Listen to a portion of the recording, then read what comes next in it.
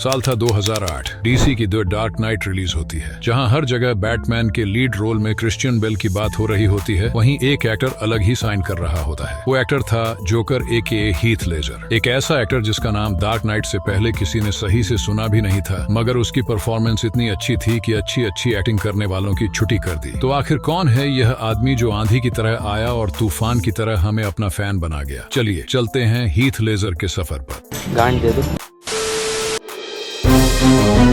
Heath Ledger का जन्म अप्रैल 1979 में ऑस्ट्रेलिया में हुआ था। उनकी मदर का नाम सैली लेजर था, जो कि एक टीचर थीं, और उनके फादर का नाम किम लेजर था, जो एक रेसिंग कार ड्राइवर और माइनिंग इंजीनियर थे। हीथ ने अपनी शुरुआती पढ़ाई मैरीज माउंट प्राइवेट स्कूल से की, पर 1982 में उनके पेरेंट्स का डिवोर्स हो गया, जो कि एक 11 साल के बच्चे के लिए काफी सैड मोमेंट था। फिर 1992 में उन्होंने क्लाउनिंग अराउंड नाम के एक टीवी शो में एक छोटा सा रोल परफॉर्म किया। ऐसे ही उन्होंने कई सारे टीवी सीरियल्स में छोटे छोटे रोल प्ले किए, पर उन्हें वो सफलता नहीं मिल रही थी जिसके वह हकदार थे। इसी कारण उन्होंने अपनी पढ़ाई ड्रॉप आउट कर दी और एक्टिंग को करियर बना लिया। 1996 में उन्हें स्वेट नाम की एक टीवी सीरीज में काम मिल गया, लेकिन उन्हें असली पहचान 1997 की TV series home and away से मिली। इस शो में हीथ की एक्टिंग गॉड लेवल की थी। आगे उन्होंने कई फिल्मों में काम किया, जैसे द पेट्रियट, मॉन्स्टर्स बॉल और कई और, लेकिन उन्हें वह सक्सेस नहीं मिल रही थी जिसे वे डिजर्व करते थे। दूसरी तरफ Christopher Nolan dark night movie के विलन जोकर के लिए किसी ऐसे एक्टर की तलाश कर रहे थे जो इस किरदार में जान डाल सके।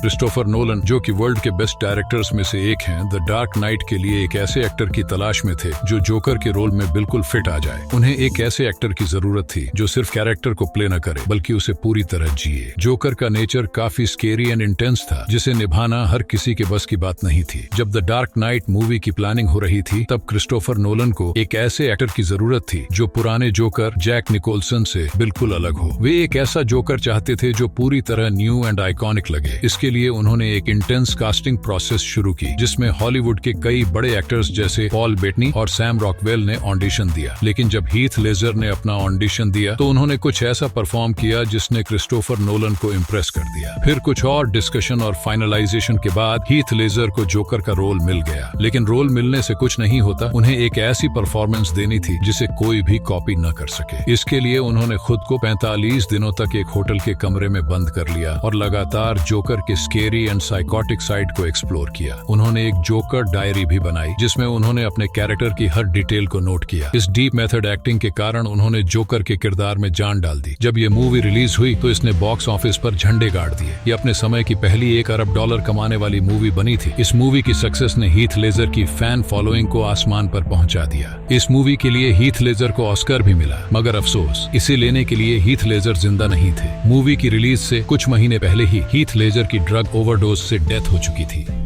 तो यह था हीथ लेजर का सफर। भले ही हीथ हमारे बीच बहुत कम समय के लिए रहे, लेकिन वह हमेशा एक लेजेंड रहेंगे। उनकी कहानी हमें यह सिखाती है कि स्ट्रगल और मेहनत से तुम कुछ भी अचीव कर सकते हो। So that's it for the video. I hope you really enjoyed this video. और हाँ, कमेंट में बताना कि अगली स्टोरी किस पर चाहिए। तब तक के लिए check out other video. Bye bye.